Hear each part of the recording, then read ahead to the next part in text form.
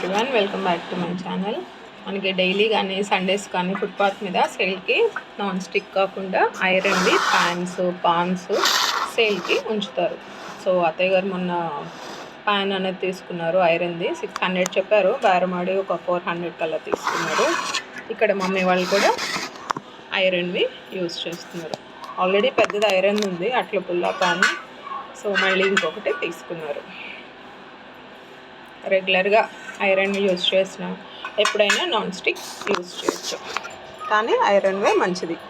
దోశలు వేసేటప్పుడు మాత్రం చక్కగా బాగుంటాయి అనేసి నేనైనా ఎవరైనా నాన్ స్టిక్ ప్రిఫర్ చేస్తాం. అట్లీస్ట్ దీని మీద ఒకసారి చపాతీ అయినా దోశలైనా యూజ్ చేసుకోవచ్చు.